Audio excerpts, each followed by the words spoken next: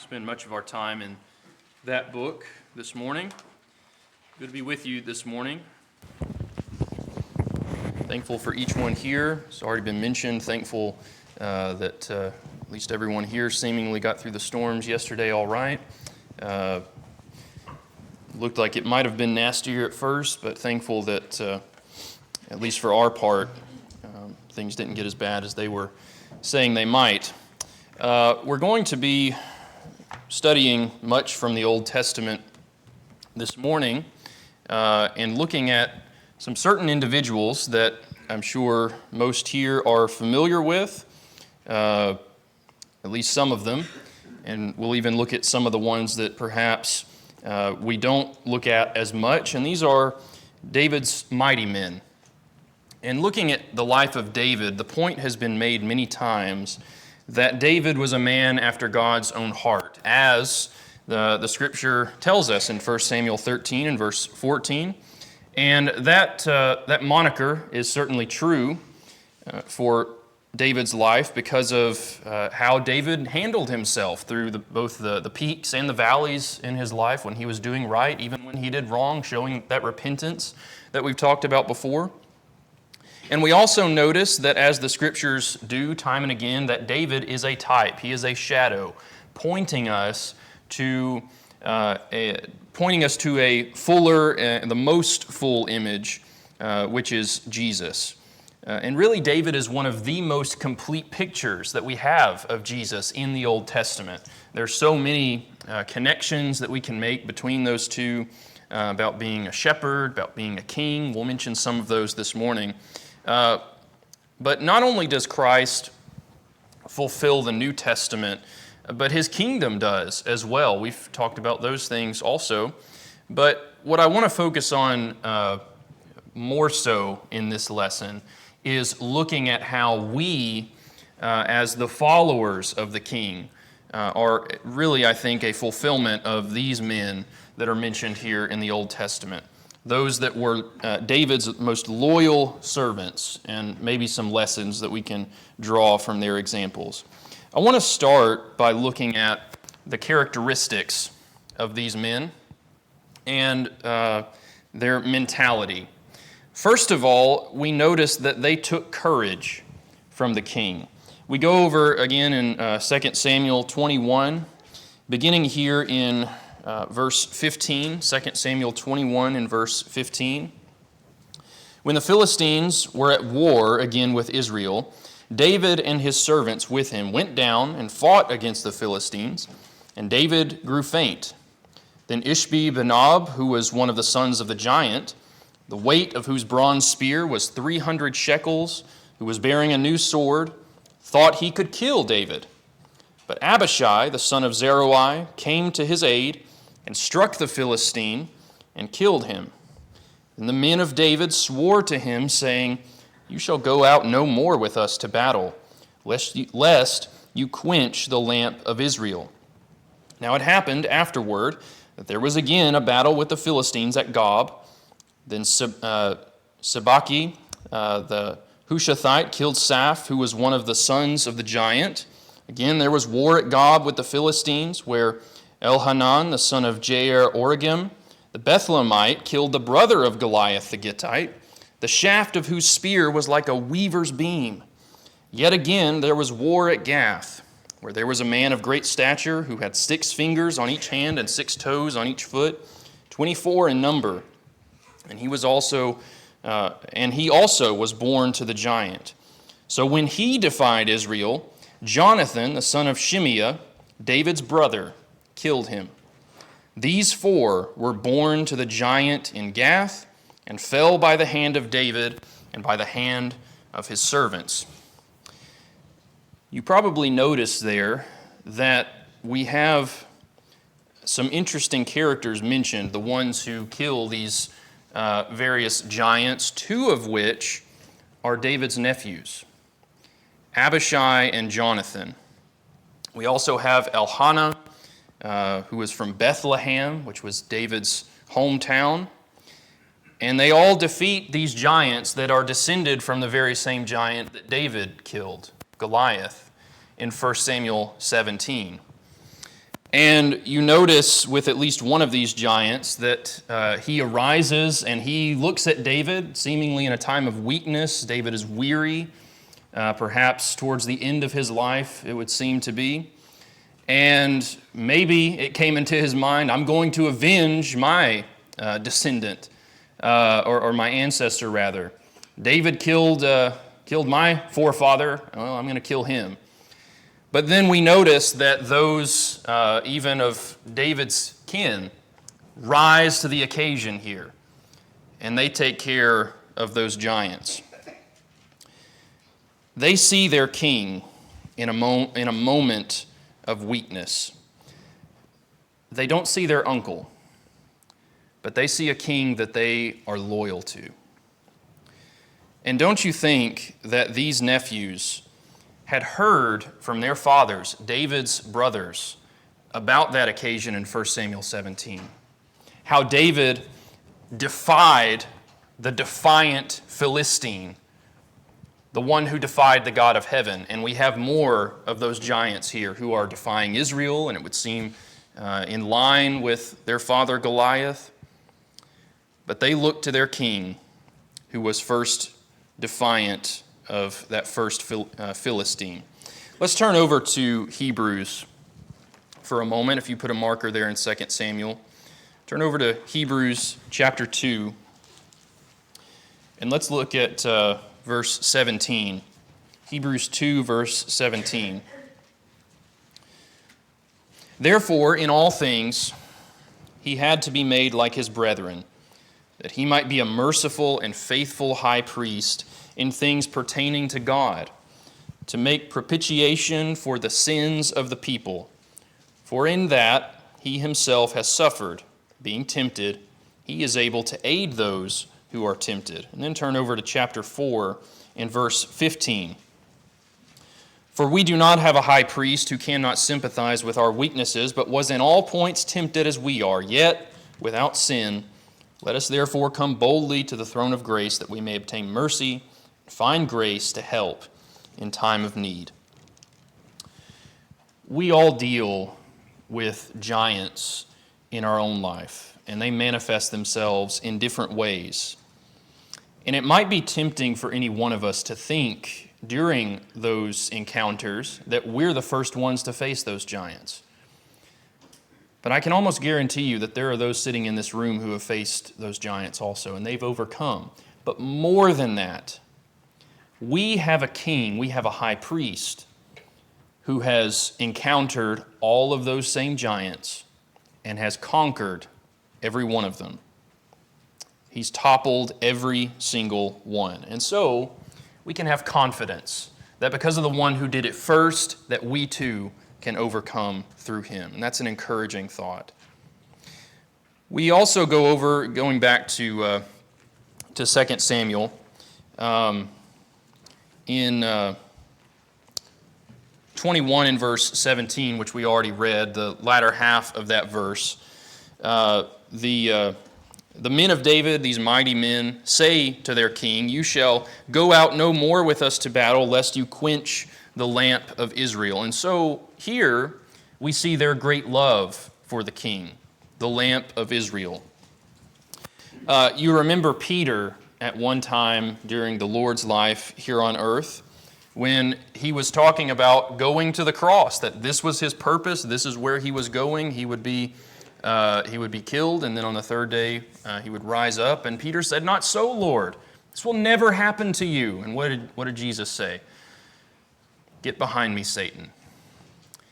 So David's time here as the warrior king may have ended, but one contrast, just as a side note here, Christ's purpose was always to lay down his life for the sins of the world, for his friends.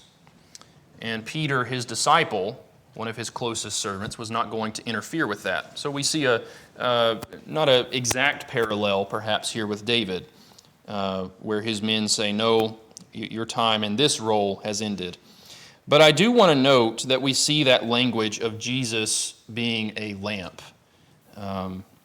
Lamp of Israel, and also to the Gentiles mentioned throughout the Old Testament. I've thrown up a few there, but also Isaiah 42 and verse 6, Luke 2:32, Matthew 4:16. So Jesus is the light of the world, John 8:32. What are we to be? We are to be lights of the world. Where do we get that light from? We get it from the source. We're to be reflections of that light.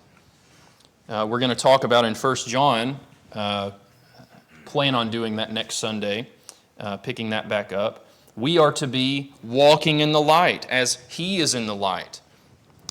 And we do that by denying ourselves and picking up that cross daily and following Him. We'll talk about that concept here in a moment as well with these men. But we see this great love that David's men have for him. We also find that they do not retreat even when others do. They stand their ground even when the odds seem to be against them. We go over to 2 Samuel 23, beginning in verse 8 here. This is the famous chapter of all of David's mighty men that are listed out with some of their accomplishments. And Walter, I'm going to save you all the fun names for tonight because I think this is our Bible reading. So I'm going to leave those alone. You can take care of those. But we'll read over some of them. Beginning in verse 8. These are the names of the mighty men whom David had: Josheb, Bashabeth, the Tachmonite, chief among the captains.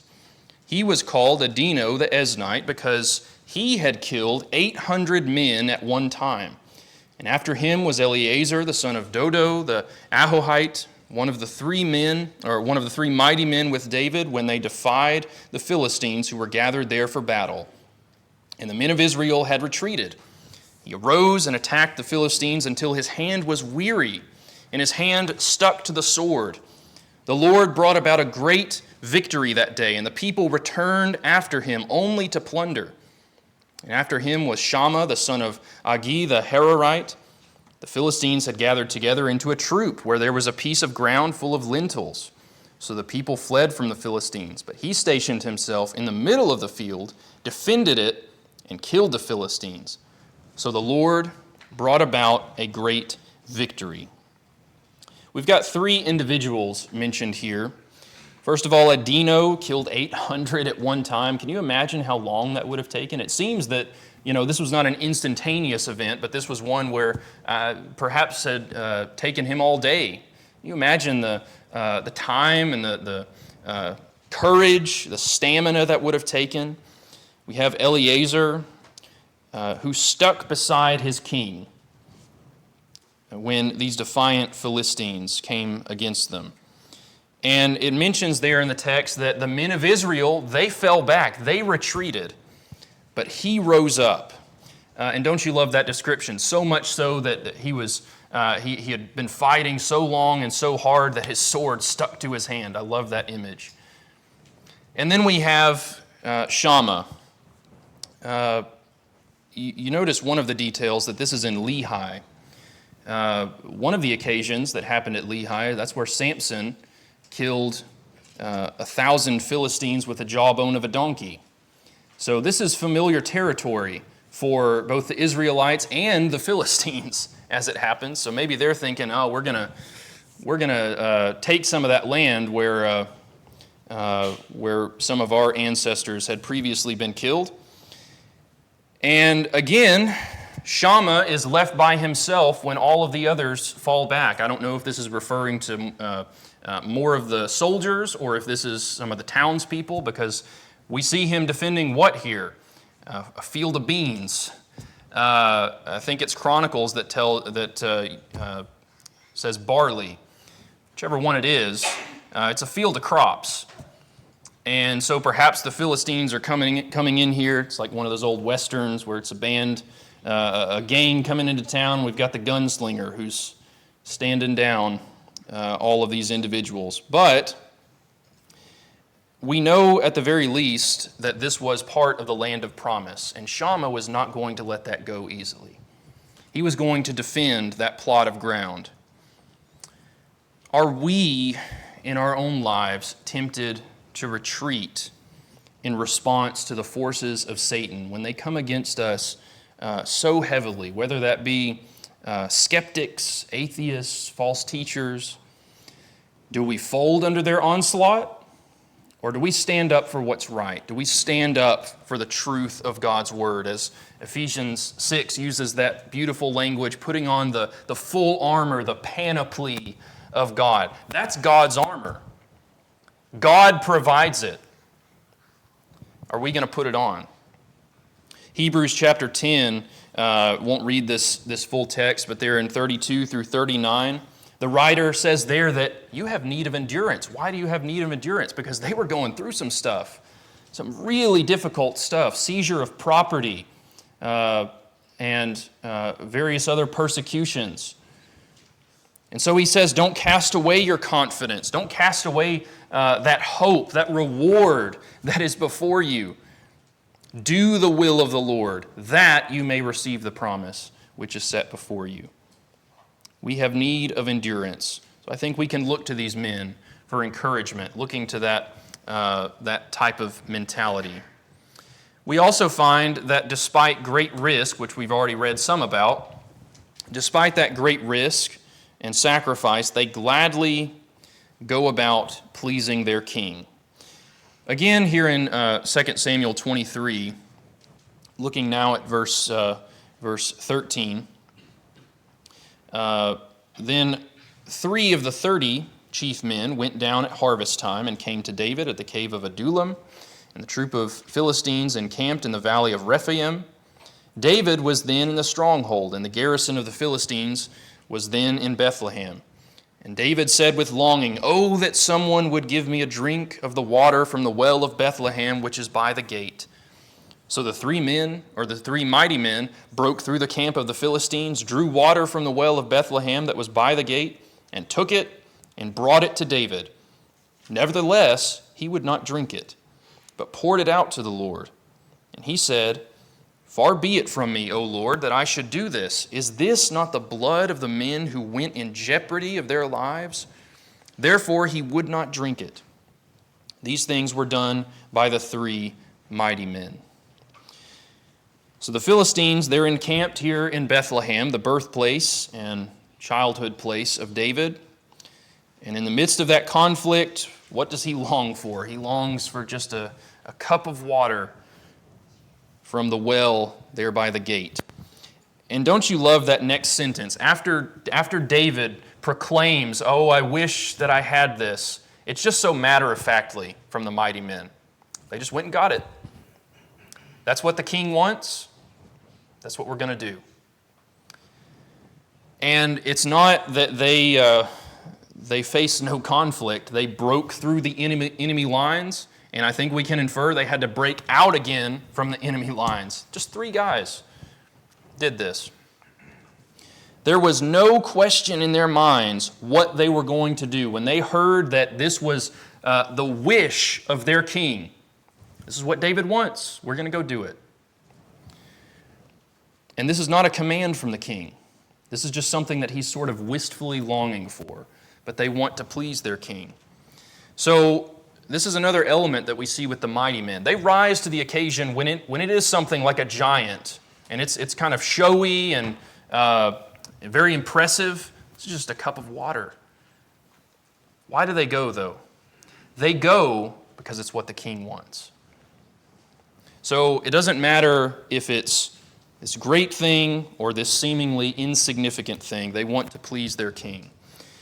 Someone might ask the question, when I talk about certain movies that I enjoy, involve warfare and soldiers and things of that nature, why read those stories? Why watch those movies? Why look at those things? Well, when I see stories that reflect a certain loyalty where individuals give that to a king or a general or some sort of commanding officer, the best of those stories, especially if they're true ones, remind me of stories like this, of biblical stories. And the Bible has a whole lot to say about warfare. and we come to the New Testament, now we're talking about spiritual warfare. And I want to appreciate that language more. So when I can tap into that as much as possible, that is very helpful for me, because I've never risked life and limb for my king for the sake of a cup of cold water. I've never taken down a giant. So any stories like this that give me some perspective help me appreciate that loyalty so much more. So I think that's helpful. Are we willing to sacrifice personal safety, comfort, even for our King? Are we willing to lay down our bodies as a living sacrifice, as Paul says in Romans chapter 12 in verse 1? You notice what David does in response to the actions of these three men. He pours it out as a drink offering to the Lord, because he recognizes, I'm not worthy to accept this great sacrifice, because that's what it is. He even uses the language, is this not the blood of the men who did this for me? I can't drink this. We'll come back to that thought a little later on, looking at the character of David. But also, despite these great deeds that these men performed, there were some men even that were elevated to greater positions. So we come to verse 18. Now Abishai, the brother of Joab, the son of Zeruiah, was chief of another three. He lifted his spear against 300 men, killed them, and won a name among these three. Was he not the most honored of three? Therefore he became their captain. However, he did not attain to the first three. Benaiah was the son of Jehoiada, the son of a valiant man from Kabzeel, who had done many deeds. He had killed 2 lion-like heroes of Moab. He also had gone down and killed a lion in the midst of a pit on a snowy day. And he killed an Egyptian, a spectacular man. The Egyptian had a spear in his hand, so he went down to him with a staff, wrested the spear out of the Egyptian's hand, and killed him with his own spear. These things Benaiah the son of Jehoiada did, and won a name among 3 mighty men. He was more honored than the 30, but he did not attain to the first 3. And David appointed him over his guard. So Abishai kills 300 with his spear, but it mentions there he did not attain to the 3. And I think that's referencing back to those first 3 men that we read in 8 through 12, where they accomplished these great tasks. Kills 300 with a spear. That's pretty impressive. Seems pretty impressive. Benaiah, valiant man, doer of great deeds, struck down 2 lion-like men, and don't you love, we don't get all the context of why he did this, but he sees a lion in a snowy pit. I'm going to go kill that lion. Some commentators, I think Brother Waldron even makes this point, it mentions that it was a snowy day. It could be that, seemingly it was during winter time, so there wasn't a lot of food for the lion. Maybe he had wandered in to a more civilized area, and he was looking for food, so Benaiah was doing his job to protect that certain city. And then he also goes to meet that Egyptian. The Egyptian has a spear. He's got a staff. He takes that spear from the Egyptian, kills him with his own spear. These are impressive feats, and the Holy Spirit tells us as much. They're meant to impress us. Yet, both of these men, it tells us, did not attain to the first 3. What do some people say when they look at their own accomplishments? Look at all that I have done. Is this not enough? This isn't as good as this person over here, or I don't get to do this like this person does over here. I don't get to rise to that level. They don't do that. These men don't do that. They only do their duty as a soldier to the king. And it doesn't matter what it is.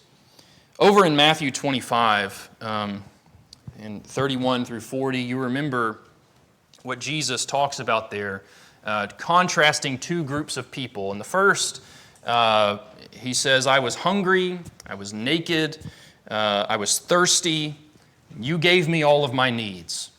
They say, when did we do this for you, Lord? Inasmuch as you did it to the least of these, you have done it to me. Inasmuch as you have done it to the least of these, you did it to me. So, to our human eyes, certain deeds might seem insignificant as compared to others. But if they are for God, if they are God-given, then that is a great task that we can be involved in. And by the way, Christ knows those who are loyal to him. And you know how he knows that? By doing his commandments. By doing those things that he loves. If you love me, you will keep my commandments. One other detail that I haven't mentioned yet, and perhaps is one of the most important to make in this section, is that everything these men achieved, they did not do it of their own means, but they did it because the Lord gave them the victory. We go back to 23 and verse 10. In the middle of that verse, the Lord brought about a great victory that day. In verse 11, the Philistines had gathered together into a troop where there was that piece, that field. And then in verse 12, the Lord brought about a great victory for Shammah. When I was younger, I kind of envisioned these men as being kind of Arnold Schwarzenegger-esque characters, where they're kind of just big and bulky and,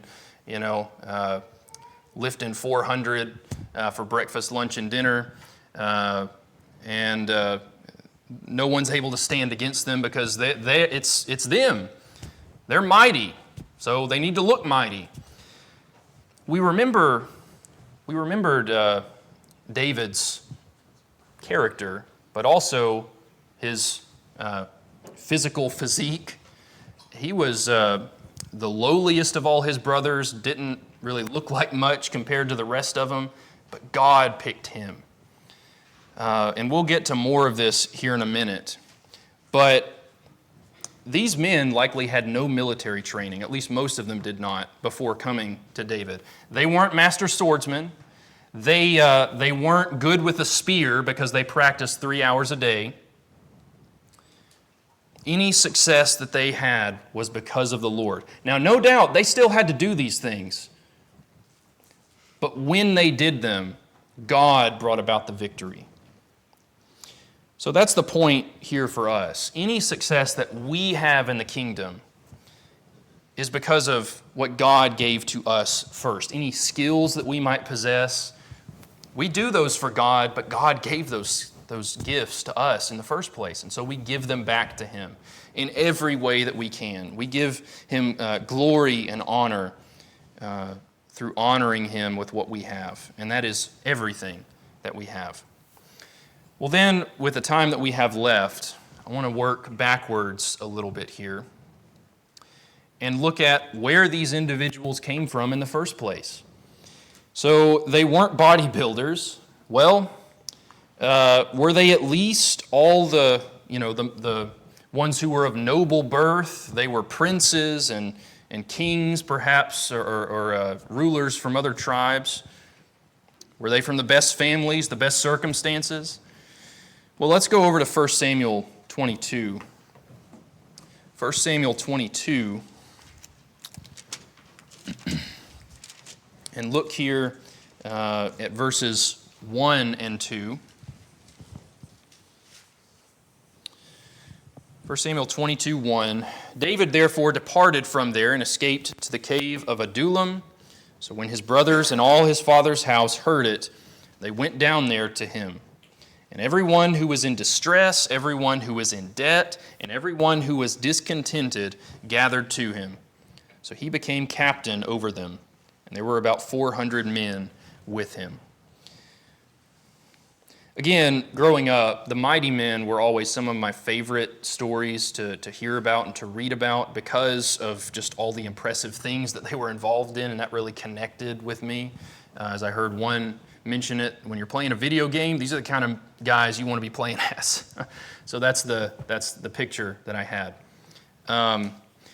But as I've grown older, when I read these stories, yes, those things are still impressive. but I'm also impressed by the character. I'm more impressed by the character, and I'm impressed even more so of their character because of where these people came from. Who were these men before they became mighty? We don't get any specific mention of the mighty men here, but I think we can make some pretty good inferences that some of those mighty men were present in this 400. It's mentioned that David's family, his brothers and all his father's house heard it. We've already talked about some of his nephews. And it might be easy for us to forget that even some of David's highest ranking officers in his army were also related to him. Joab being one of them, Asahel, Abishai. These were all David's nephews. We'll talk more about that in a minute. But who were they?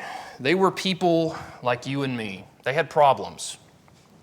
They had problems, they had anxieties, they had burdens. And some of these problems they realized they could not solve by themselves or through, they certainly could not serve those problems through the mad King Saul, who David was on the run from at this time in his life. And isn't it interesting? We remember what happened previous to this with David, where he had already, he lied on a couple of occasions. He had taken of the showbread. He had acted insane in front of the foreign king there. So some things that, looking at, well, this is our future king. He's on the run. He's involved in all these sorts of things. These men still see something in David that is worth being loyal to, despite these other things that had happened to David and that David had done. And so they gladly followed him. And that word discontented, and that's helpful for us, at least in the New King James. It gives us that alliteration. They were distressed, they were in debt, they were discontented. That idea of being discontented is the idea of yearning, having a deep passion for circumstances other than what I'm currently involved in. They're not satisfied with where they are in life. And so they want something of more purpose. And they see a man who they will align themselves to, who gives them great purpose. And so they follow that man. So we have a ragtag group of men who, by all appearances, is following after this runaway king. Over in Matthew chapter 11, we know the famous passage. In Matthew 11 and in verse 28, "Come to me, all you who are weary and burdened, and I will give you rest. Take my yoke upon you and learn from me. For I am gentle and humble in heart, and you will find rest for your souls. For my yoke is easy and my burden is light." Any one of us who come to Christ, we have to first recognize that we are in distress, we are in debt. Are we discontented? Are we unsatisfied with our lot in life? And do we want to be aligned with someone who gives us greater purpose? That's what Jesus calls us to do. Not that it won't ever be difficult. And you look at the lives of these men as they were with David. It was often hard, long weeks and months. But they followed their king. They were also from every tribe and nation. And this is really interesting to me. We might think of the mighty men of David. Well, they're all from the tribes of Israel. Many of them were. We'll note that here in this list of names. We find that again, some of David's own family: Joab, Abishai, Asahel, David's nephews. So they're from the tribe of Judah. But we've also got Benjamin. The tribe of Benjamin represented with Eleazar, who we've already talked about. Benaiah, who's the son of Jehoiada, the chief priest, mentioned back in verse 20 of 2 Samuel 23. So we have some of the tribes represented here. Some of the best tribes, we might even say. Judah and Benjamin and Levi. These are very well-respected amongst the nation of Israel. But not only do we have the tribes represented, we also have foreign nations represented. with these mighty men.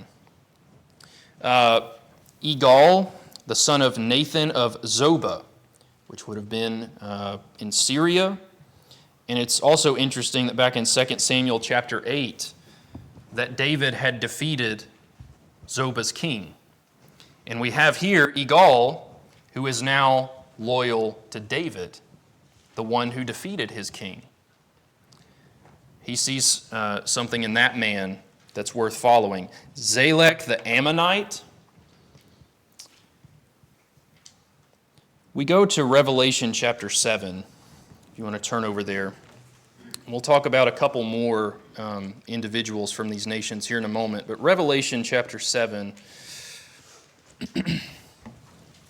in verse 9, and I've got a lot of passages up here, just for time's sake, just looking at a few of these. Revelation chapter 7, again in verse 4, all of those who are sealed in the 144,000, we have ones represented from each of the 12 tribes. We have Joseph mentioned in verse 8 being seems a supplement for one of his sons that was given an inheritance in the land. But then verse 9, after these things I looked, and behold, a great multitude, which no one could number, of all nations, tribes, peoples, and tongues, standing before the throne and before the Lamb, clothed with white robes, with palm branches in their hands, and crying out with a loud voice, saying, Salvation belongs to our God, who sits on the throne, and to the Lamb. Coming back to our text, by all appearances, again, this is a group of people that is very unimpressive by human eyes. They're coming from, well, some reputable nation, or tribes rather, in the nation of Israel, but then from all these even enemies, traditionally enemies of Israel. And now they're under the banner of this king. What is the church today? Everyone in this building, we come from different backgrounds. We come from different places of birth. We come from different family situations. And yet we are all here because we recognize that we serve a king. And that unites us under one banner. We were all once under the banner of another king, as it were, the prince of this world. And we have agreed, if we have been baptized with Christ, we are now loyal to King Jesus. And we're not to go back to those previous ranks. And by the way, it was sometimes uncertain with these mighty men if they would win the day. We'll get to one of those stories in a minute. But with King Jesus, the victory's already been won. It's just a matter of whether or not we're going to follow him. And we also have a shepherd, and he has called us, as John 10 tells us. Are we going to follow after our great shepherd? Well, again, with those from other nations, it's interesting that some of those from other nations acted more valiantly than those from the nation of Israel. In 2 Samuel 15, turning back to 2 Samuel 15, and in verse 19, this is when David is exiting the city because of Absalom. We've read about that in our evening reading, weekly reading of late. 2 Samuel 15:19, then the king said to Ittai the Gittite, why are you also going with us? Return and remain with the king. I think he's talking about Absalom there. For you are a foreigner and also in exile from your own palace, or from your own place, rather. In fact, you came only yesterday. Should I make you wander up and go down with us today, since I go, I know not where? Return and take your brethren back. Mercy and truth be with you. So David tells him, this isn't your fight. I appreciate what, you're coming with us this far, but you go on back. I'm not worth following. Notice what Ittai says in verse 21. He answered the king and said, as the Lord lives, and as my lord the king lives, surely in whatever place my lord the king shall be, whether in death or life, even there also your servant will be. So then David tells Ittai, go and cross over. The Gittites were from the same land that Goliath and those giants were from. They were from the land of Gath. And we have a man here who shows so much more loyalty than so many of the mighty men had shown. By the way, we don't ever get a mention that Ittai is one of those mighty men, but he is referenced alongside some of the other mighty men. So let's go over to chapter 18 very quickly. In 2 Samuel 18, when David is beginning to retake the city of Jerusalem, they're coming back in, and he has his forces.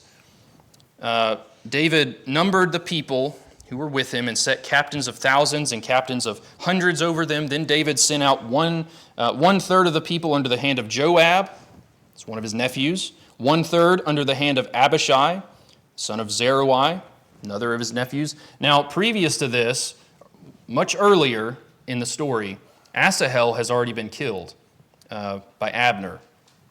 So that third nephew, he's not in the picture anymore. Well, would David maybe appoint Eleazar, the son of that chief priest, or someone impressive from one of his own tribes? Come back in verse 2, and 1/3 under the hand of Ittai the Gittite. The king said to the people, I also will surely go out with you myself. David sees something in Ittai that I think, as he even sees in his own kin, was not there. We remember that Joab, his nephew, was the one chiefly responsible for the death of his own son Absalom. We see Asahel making some poor decisions. We see Abishai at one time when he's there in the cave of Adullam and Saul is there. You kill him, he's right there. David says, no, I'm not going to lift my hand against the king's anointed. But Ittai says, and doesn't it remind you of Ruth in that language she uses, wherever you go, I will go. Your God will be my God. And this is what Ittai does for his king. They even act, they not only act more valiantly than those in Israel, they even end up acting more valiantly than the king himself. And this is perhaps the most famous mighty man of all. And we may not remember him as being a mighty man, because we don't get any mention of him killing giants. We don't get any mention of him killing 300 Philistines with a spear. But he is mighty in the most important ways. We come back to that infamous story in 2 Samuel chapter 11. And you know the story, David and Bathsheba, all of the lies that take place, all of the wickedness that takes place. And Uriah, mentioned here, acts more valiantly than David does. Let me get back to my notes here. David's men were loyal to him even when David was acting disloyally to his king, to God. And that's what we find here in 2 Samuel 11. After David sins in lusting after Bathsheba, laying with her, finding out she's pregnant, what does he do? He sends for Uriah to try and cover up that mess, and then David tries sending Uriah back to his house to be with his wife. But Uriah says, and this is the only dialogue that we get from Uriah in all of Scripture, but he says this: the ark and Israel and Judah are dwelling in tents, and my lord Joab and the servants of my lord are encamped in the open fields. Shall I then go to my house to eat and drink and to lie with my wife? As you live and as your soul lives, I will not do this thing. David the king is a great coward in this story. Probably the most cowardice that we see from David in his lifetime. But Uriah the Hittite, a Canaanite, acts more valiantly than David the king. David's final plan to cover this up is in verses 14 through 17. You remember that story where David tells Joab, you put Uriah at the very front where the hottest part of the battle is going to be, and then you retreat, you draw back. And that might seem silly to us, because why wouldn't Uriah just retreat with everyone else? Is this just going to be a charade where we're just going to charge and retreat until one man dies? But we remember what the mighty men are characterized with. They do not retreat, even when everyone else does. So Uriah stood his ground because he knew his role. He was a mighty man of the king. In spite of David being a man after God's own heart, he was not the perfect king. He even describes himself as not being worthy of being that title. Back there in 2 Samuel 23, there in verses 1 through 7, really, but in 1 through 5, he describes a king that is just and righteous in verse 3, rules in the fear of God, and then in verse 4 brings guidance and provision. In verse 5, David admits that this is not him. This does not describe him or his house. But we serve that king now. We serve King Jesus, who is just, rules in the fear of God, brings that guidance, brings that provision, brings blessings. Over there in Revelation chapter 2 and in verse 10, the text says there, "Do not fear what you are about to suffer. Behold, the devil is about to cast some of you into prison, so that you will be tested, and you will have tribulation for 10 days. And that idea of 10 days, that's that numerology where it's going to be for a while. It's going to be intense, but it's not going to be forever. Be faithful until death, and I will give you the crown of life." If you're here this morning and you are distressed, you are in debt, or you are discontented, we have a king who can give you great purpose, who has already paid the debt, and who you can be loyal to even this morning. So whether it's for the first time, putting on Christ in baptism and starting that walk with Him, or whether it's coming back from the ranks of sin and of Satan back to the ranks of Christ, you can do that this morning. So won't you come if you have a need as we stand and as we sing.